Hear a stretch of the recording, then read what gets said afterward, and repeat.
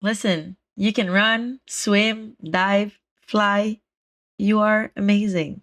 And you have untapped potential in you that would blow your mind. Laird Hamilton.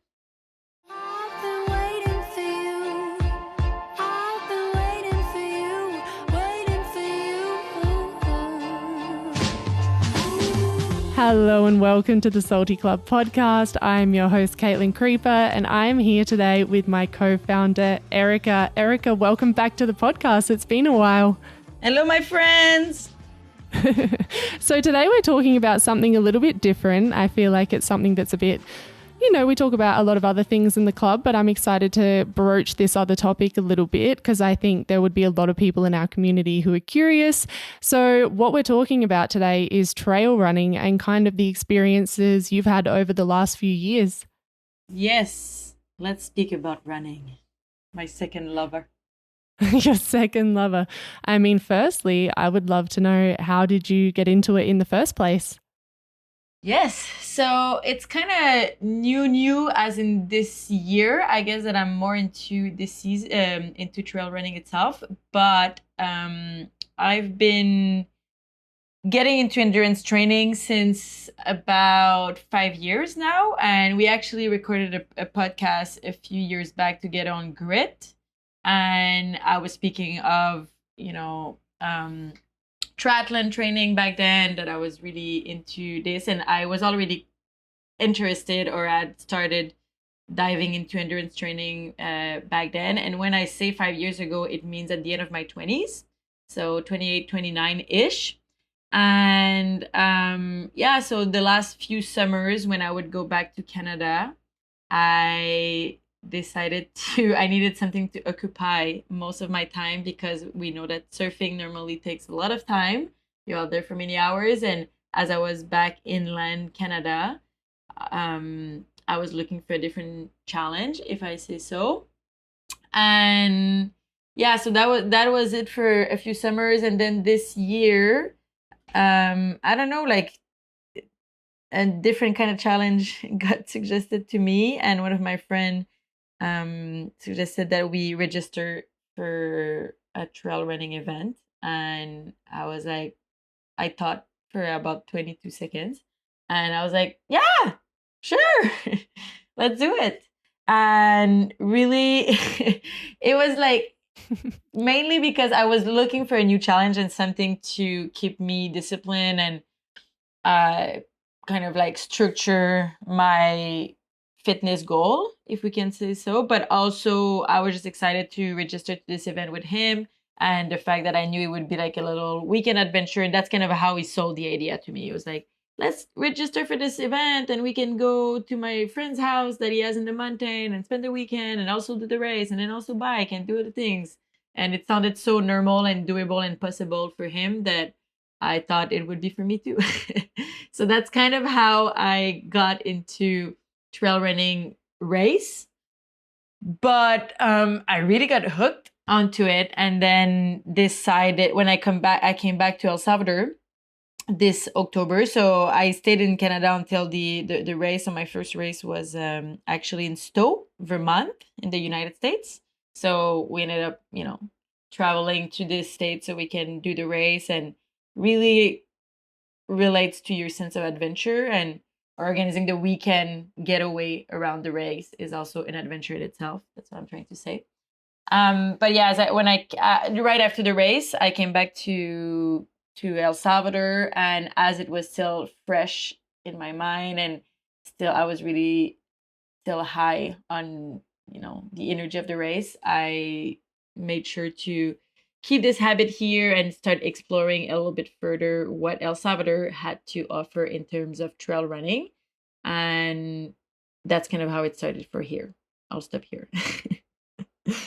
And one thing I've noticed a lot about you, and what I find really interesting about you, is I definitely think when we live along the coast of El Salvador, it's very easy to like kind of stay at the coast. And also there's a lot of fear about kind of running along the roads or kind of like going back into the mountains, but like the country has so much more to offer in terms of natural landscapes. And one thing I really like about you is I see you maximizing that by going out on the bike, and like that's it, like putting your hand up to go into this event. So I would love to know what exactly this event was and a bit more about that.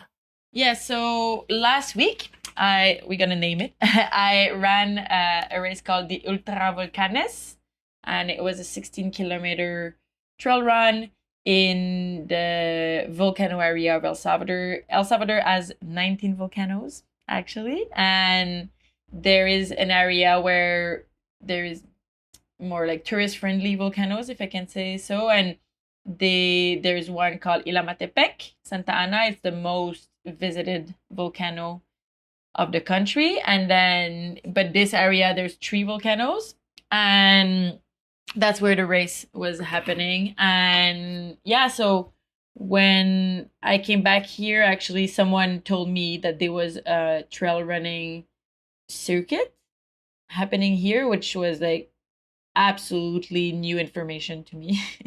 I've been living here for 8 or 9 years already, and I'd never heard of those guys. But also, you hear about what you're interested in. And because my interest was not so much into, the mountain and the trail things, I guess I had never paid attention. So that was the race, and there was 4 different distances that were offered. So 11-kilometer, 15, which I mean it was 15, but it ended up being 16.6 for the information of everybody. They lied to us. And then sneaky, yeah, throwing in an extra 1.6k. Yeah, Jesus, I was not ready for this. And then you had 25 and 50. So those were the distances, and depending of your distance, you were running different volcanoes. So not all of us were running the same volcanoes, and obviously the 50K was covering like all of the volcanoes. So that was the event. That sounds amazing. And what kind of training did you have to do leading up to that? How much time did you have to even prepare? Because I think it seems like you didn't have that much time in between deciding to do it to actually being on the competition day. Yeah, well, that was the thing. We didn't prepare much, and that's like the irony of it. This summer when I did my first, or in October when I did my first trail run, I did prepare. Like I had like a 2 months program, which I was following religiously and really putting the hours and trying to increase my distance. The race I did in October was 21 kilometers, so half marathon. Never had run a half marathon before, and obviously in trails everything takes more time, so it's like 2 or 3 times the time that it would take you on road or on the flat. So right. For that one I was really prepared, and it was for the best or of the worst. I think that like that's the thing, when you're really prepared for, or you really train religiously for an event, the pressure kind of builds up, and finally you get to the race day, and it's like the pinnacle of your summer, the pinnacle of your training. That's like all of your hours and hard work led to this specific moment. Now this race, we honestly signed up like not even 3 weeks before, and I started a running club here in El Salvador. Nothing really official, but just for fun, in the beach town where I live. People would often see me run here and there, but and every time would be like, like you run, this is so cool, like you should tell me next time. And it was always kind of random that people showed an interest for running, but nothing serious. And I guess nothing was. It's hard most of the time when I go run. I don't really plan the specific time before, so I don't really have the time to like tell anyone I'm going on a run. I just like close my computer and I'm like, okay, time to go for my run, and I don't want to tell anyone. But I thought this time different. I was like, you know what? I think it would be really cool to start a running club here. There must be other people that like running, as I knew a little bit, and also to have another activity that is not around surfing, which is the biggest sport here. Thinking it would allow me to connect with different kind of people. It would create some momentum. It would create, a community and a point of encounter for different people that love to run or to move. And also for me to stay in the spirit, as I said earlier, I was so hyped from my summer of getting into it that I didn't want to lose this momentum, and I wanted to like keep the ball rolling, being here and explore further what were the possibilities. So I was like, the running club will be the perfect excuse and will give me and others some discipline. So I started that once a week. We meet, we run, not very long distances, but we explore different new trails of the area, or not really trails, but like back roads. Here there's a lot of dirt road anyway because most places are not paved. So just like further roads that are, not in the center of our little town. And yeah, so at some point kind of said that there was an event coming in January and maybe we should look into it. And one of my friends was like, oh, let's totally sign up.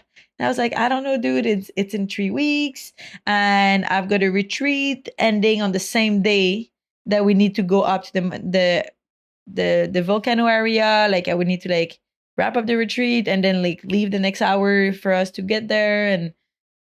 And then simultaneously, I was like, yeah, I guess it's possible.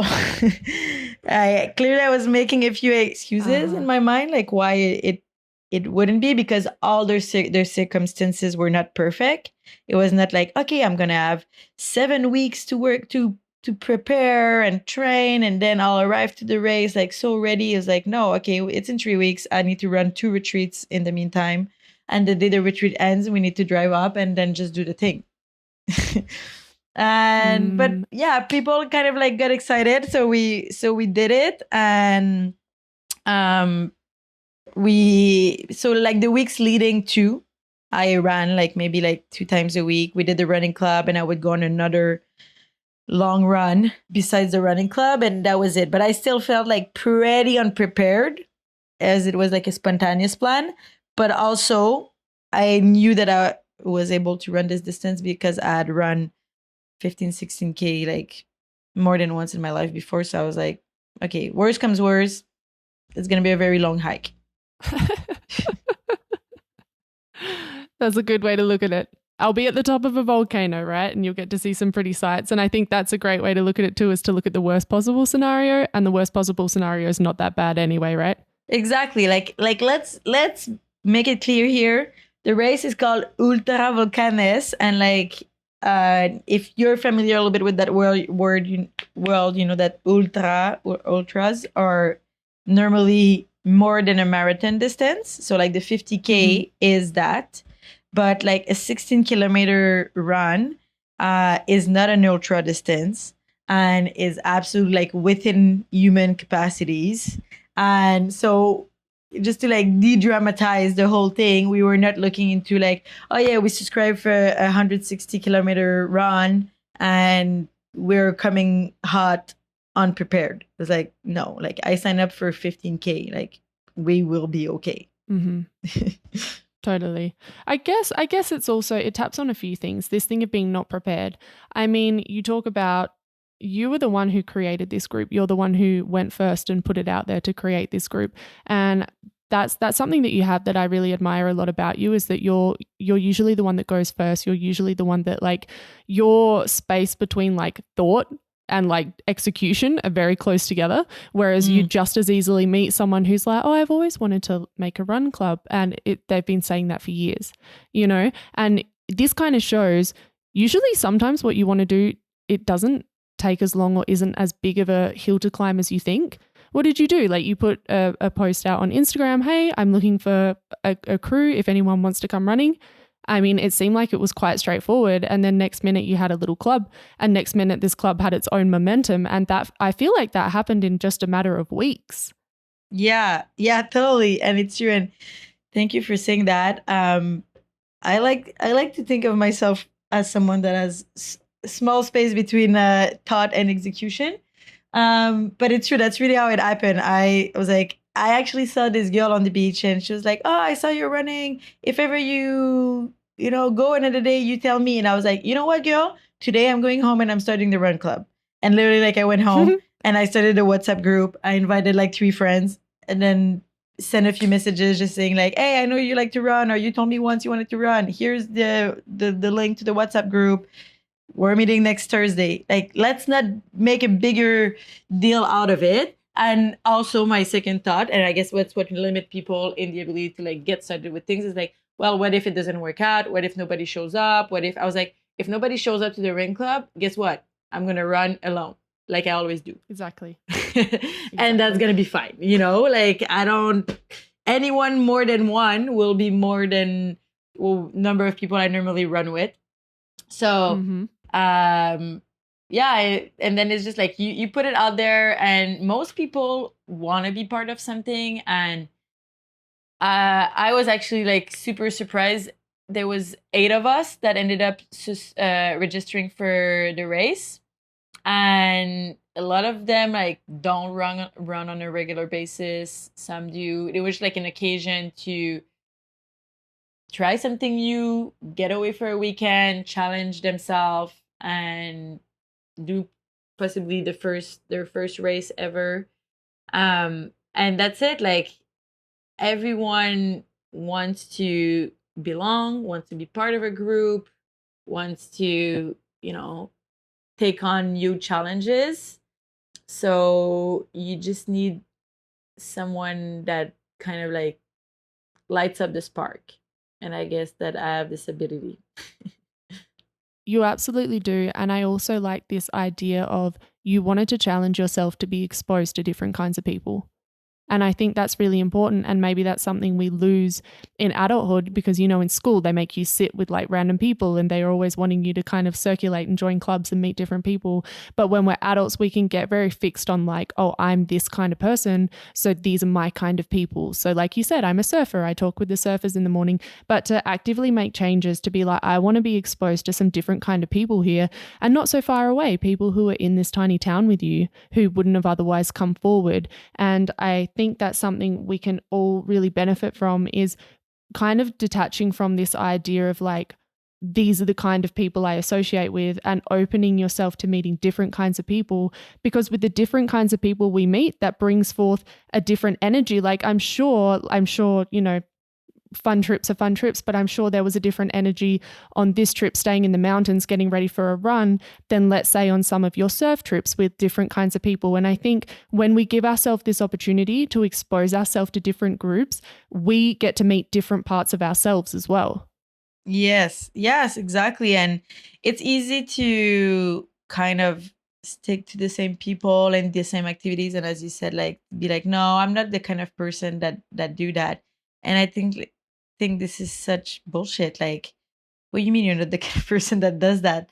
And I feel like in the last, 5, 6, 7 years, I've tried so many new things that in sports. Like, obviously, I've got a huge passion and ease with sports. So, yeah, I'm like unafraid to try new things in general. But then again, it's just that the more you get into trying new things and connecting with people doing things you haven't done before, the better you become at being a beginner or at starting something. And you develop some ease around new circles, new sports, new things, and you start to really enjoy it and see how it makes you a more resourceful and colorful and agile person. And that's what I like about it. I think you're talking about in both senses of the word, where you're becoming more agile physically, but also mentally, socially, in every aspect. And I would love to talk a little bit more about this particular event, because I believe there was some unexpected results with this event. So maybe you could actually talk a little bit more in detail about, it's easy to talk about it looking back, as we know, oh, I ran a volcano. But from the very short amount of events I've done, I also know there's those moments of like, I cannot do this and I'm done. And what am I, I'd love to talk a little bit about your process through this whole race and also like the unexpected little tick at the end, if you want to share a bit about that. Yeah, sure. Well, I guess the grand surprise is that I got a podium at this event. I finished second. Of course which is so cool because so unexpected. Like I if you know me, you know that I'm super competitive. So it sounds like almost false when I'm saying that I didn't go there with a competitive mindset. Like people are like, bullshit. Like, of course you wanted to win. I was like, no, actually not. Like I honestly was like, I'm gonna go on this event. I'm gonna have a good time. We're gonna have a bunch of friends, and I'm actually looking for the after race moment when we go back to like the lake house we had rented, and I just like sit in the pool and eat pancakes. Like that was what I was looking for. I was so exhausted from the retreat, and I was like, oh my God, I cannot believe I just jumped into it. Like we finished the retreat and most people were starting their, the rest of the team was starting their relaxing days. And I was like, why did I have to register for a volcano race when I could just have taken it easy this weekend after all this? No. Overachiever me was like, no, let's go race a volcano. So I really thought like, let's just like do the thing. But then, okay, we start the event and I've got no idea what's the level, what's the vibe.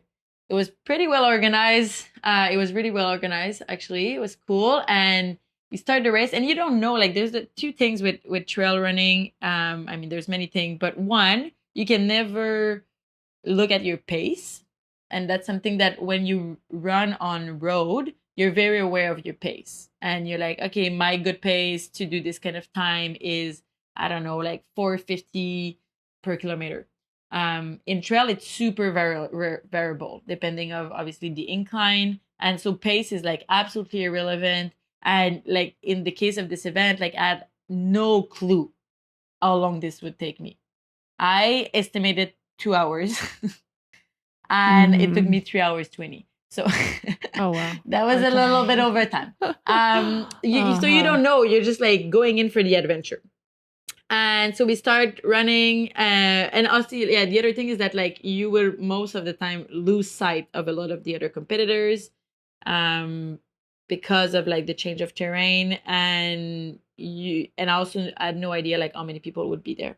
So we started the race. I passed a lot of people. We were kind of like going through those wooden stairs. And I think I'm pretty fast downhill. And I felt really good that morning. I gotta say, like my body felt super energized and I didn't have much back pain. Like I was like feeling loose. And so I went down. I was like, okay, this is going good. Like people are going so slow in those stairs. Let's go, people. So like I'm like passing all these people. And then I run. I'm having a blast. Like the course was super fun. We were going through the woods and then through coffee plantations and then through like open field and blah, blah, like the first 10 kilometers were just like really like trail running.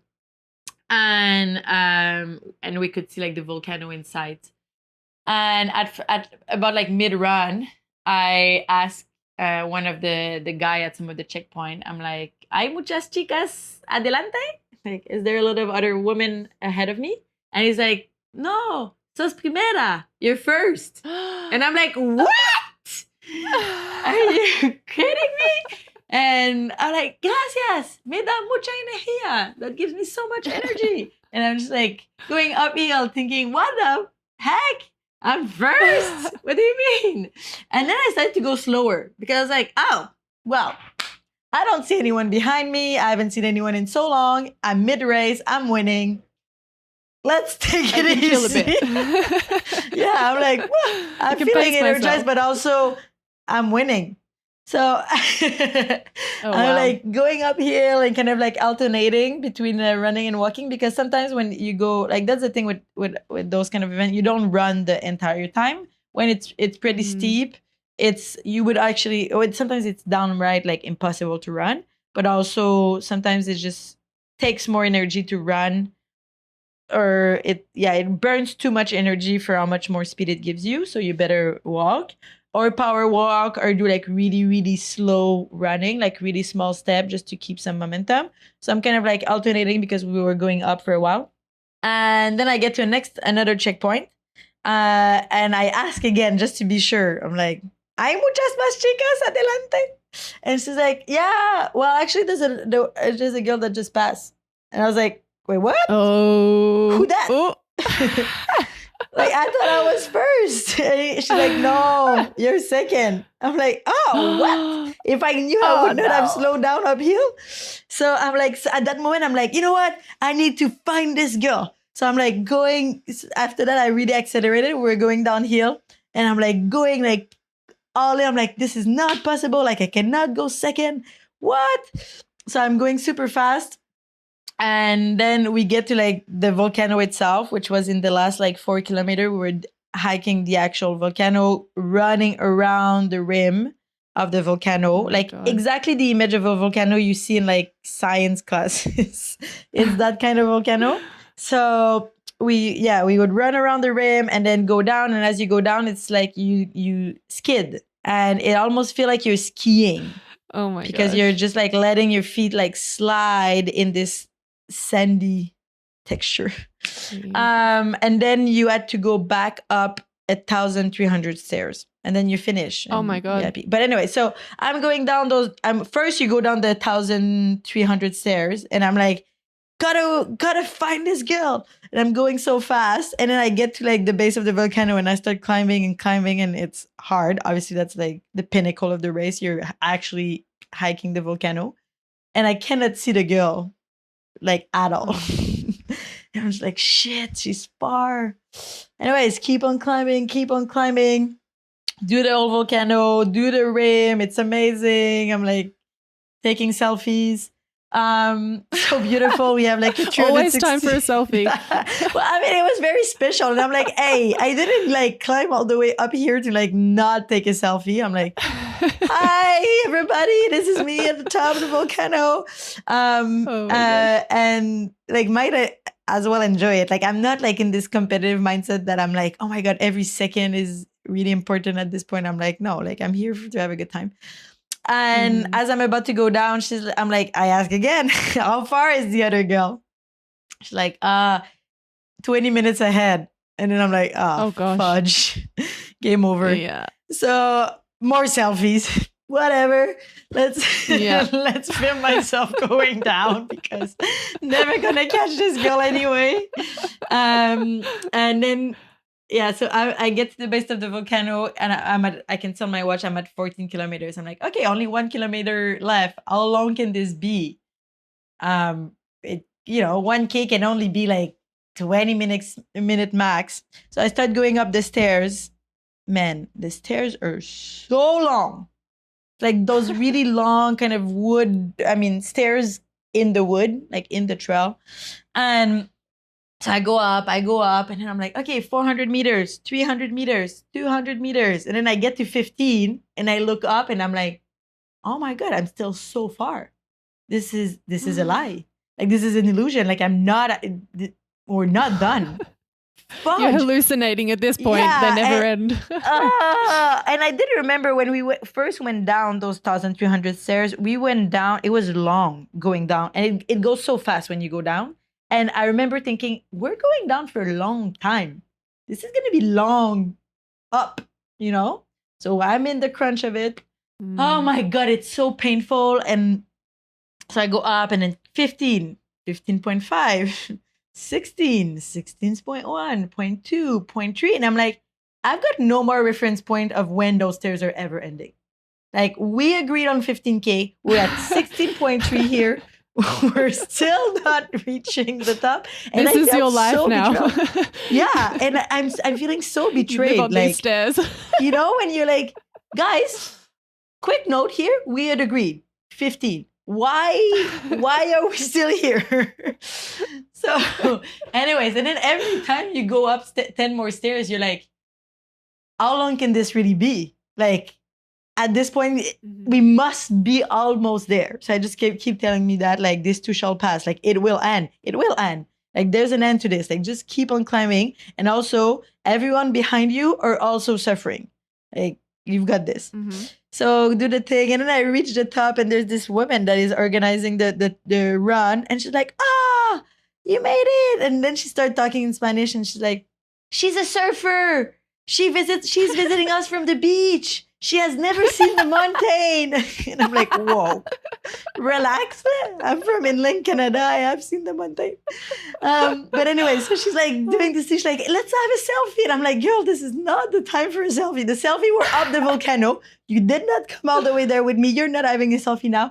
And I'm dying. Like, I just want the race to finish. We're at 16.5. Like, I have like 2 or 3 words for the organization at this point. And then she's like, so, quick question. Do you think you're going to do another of those races? And I just like did not answer. Like, is she really Last asking thing me on that your now? mind. Yeah, I'm like literally like dying for like the biggest Gatorade cup ever. So I just like finished the last 100 meters to the finish line. And then, then I won. But also, other funny thing, but like for anyone that has lived in Central America, I would not be surprised by that when eventually they're calling the people for the podium. And I'm like, oh my God, this is my moment of glory. I cannot believe I had a podium. And so I'm going there. And then she has like a little paper with the names of the girls that are doing the podium. And I'm not on it. And I'm like, What? And I'm like, lo siento. Es que soy segunda. Like, I'm pretty sure like I'm supposed to be on this Excuse podium. me? And she's like, what's your bib number? And I give her my bib. She's like, I'm gonna go check in the computer. I'm like, yeah, girl, go check. I've been told this whole race I was second, and I haven't seen any other people. Like, who are those names on your paper? Like, show me. Who are those people? So she goes, and it takes like 20 minutes. And then my friends are there, and they're like, so what's up? And I'm like, I don't know. They're making sure I'm second. Like, I'm not on the paper. Like, I'm not leaving if I don't have my trophy. They're like, sure, Erika, sure. Yeah. So anyways, they come back, and she come back, and she's like, fíjate que you were right. Like, you didn't show up for some reason on the computer, but now we have you. I'm like, Jesus. Oh okay. my gosh. So anyways, that was it. And really cool as well. The other girls that are part of the run club and also participated in the event also did really good. One of them, actually, we kind of finished 2, 3, and 4th, which was pretty awesome. Wow.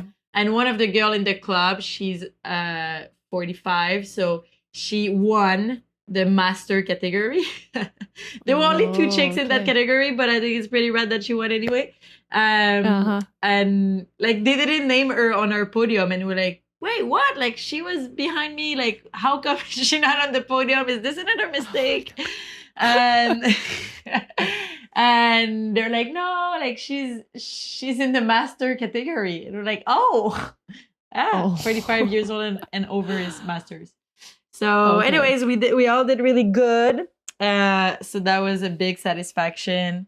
And I was very happy to bring home my little mountain trophy that is actually a key holder.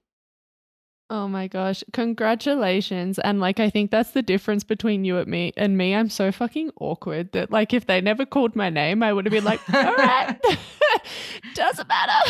Whereas you're like, excuse me, I'm standing on that fucking podium. Yeah, I mean, this was already so unexpected that I would get a podium. I was like, I'm leaving with a trophy. Like, excuse me. So yeah. Oh my gosh. But like, thank God. Could you imagine? Like, I think I won. Like, I'm sorry, girl. Like, she's in denial. Yeah, but it's also kind of a thing you learn here, you know? Like, you need to keep an eye on things because organization-wise, it's interesting. Yeah. It's always interesting. Yeah, if you don't get in there, then you could be left standing for quite a while or be forgotten about. You kind of need to like knuckle your way in if you want to. Exactly. That's true. I've learned that the hard way. Yeah, that's definitely true. And like, what did it feel like after you had just finished? Is it like you collapse on the floor and just roll around in the dirt? Like, I was seeing pictures of your team and they took their socks off and their legs are just like black from the dirt and stuff. Like, I can't imagine that feeling of like, I can actually sit down. This is actually over. Yeah, it's such a good feeling when you finish. Honestly, every race I've done, like both triathlon and trail running, or I've done in the past, like some, adventure race, we call them, like Spartan race and Tough Mudder, which was really a thing about a decade ago. When you finish, I personally just feel like crying. It's such a relief and a release, and it's like a good cry. You're just so relieved and proud that you've completed it. And for me, all of these are just there's two things I repeat myself a lot when it in the hardship of it is how if you do the hard thing, living gets easier. And every time I'm in the crunch of it and I'm like, oh my God, this is hard, this is hard, this is hard. I'm like, do the hard thing so that living will get easier. And that's it. Like when you finish, you're so relieved and you feel so powerful and capable. Then after that, like everything is easier. I really like that. I like this feeling. It's like, oh, if I've survived this, that I've actually like voluntarily did, then all the little pain and things of the daily life are so tiny, because now I just did 3 hours 20 of hardship, so from there everything is easier. And and then just also the satisfaction of realizing that you're so much more capable than you tend to believe. And in this case, for example, I'd already run before 15K, but I'd never run such a long event, like a 3-hour 20 race. As I said, like we never know how long an event's going to take regardless of the distance. That was my longest event. And if you would tell me a few years back when I started getting into these kind of events, one day you're gonna do a 3 hours and 20-minute race in El Salvador in the volcanoes, I would be like, ha ha ha, I don't think so. Like, I don't think I can do this. Like, I can barely, my goal is just to run 10K and find some ease in it. Like, there's no way I can do a 3-hour race and actually enjoy myself. And now you do it and you're like, holy shit, I did it. Me. Like, and in that moment, you meet a version of yourself that you haven't met before. Wow. And I think what you're speaking to is it's one thing to kind of write affirmations on your window. I've spoke about this before. There's an actual other thing to prove to yourself what you're capable of, and prove to yourself you can go beyond what you think you're capable of. And every time you prove to yourself you're more capable of pushing yourself than you think you are, you're more capable of dealing with discomfort than you think you are, then it doesn't just apply to these big moments and these big races that maybe happen once or twice in our year. It applies to the tiniest little things. I spoke about it took us a while to get set up for this interview, right? And sitting with that like feeling, like the little frustrations with like every single day, the little disappointments, the little discomforts. When we are able to sit with like the uncomfortable feelings of life, our experience of life is just better. Yeah. Yes. That's definitely a big thing for me. And like with, I guess my love for pain, or like for training is all about becoming comfortable with discomfort. And this even is found in softer practices like yoga. And I think I've been introduced to this concept in a way, firstly in yoga. Like sometimes we would hold poses for a long time and the teacher would be just like, breathe, make sure you become comfortable with discomfort. And in that moment, you're not even moving. You're immobile, holding this warrior 2, whatever, in your head, thinking like, when the heck will they tell us to release the pose? Like the teacher is not in warrior herself. She doesn't know that my legs are burning. Like we've been here for like what feels like 17 breaths. Like when are we shifting form? And sometimes I would get so triggered because as the teacher is walking around, she's not holding the pose, and I'm like, girl, you're not feeling it in your legs, right? like we are here suffering while you're like gracefully walking around. I think it's time for you to tell us to release and switch. While you're floating around. Yeah, and you're just like, ugh. And it's like, breathe in discomfort. And you're like, fuck that. But then you do it and you learn from it and you're like, okay, it's not forever. This too shall pass. Like just breathe through it. And that's it. Like you do become comfortable with discomfort, and your threshold of how much discomfort you're able to handle with calm increases. And for me, that's what it's all about, because discomfort will show up in so many different moments. Might it be an uncomfortable conversation? Might it be, anything, any situation that is stressful is discomfort. When you're required to have a lot of patience, when you're required to go, to push yourself physically, whatever. Like there is, when you have to sit in not knowing what's happening or what's coming, there's discomfort in so many different aspects of our life. And for me, pushing myself physically through these layers of discomfort allow me to become more comfortable with discomfort in all aspects of my life.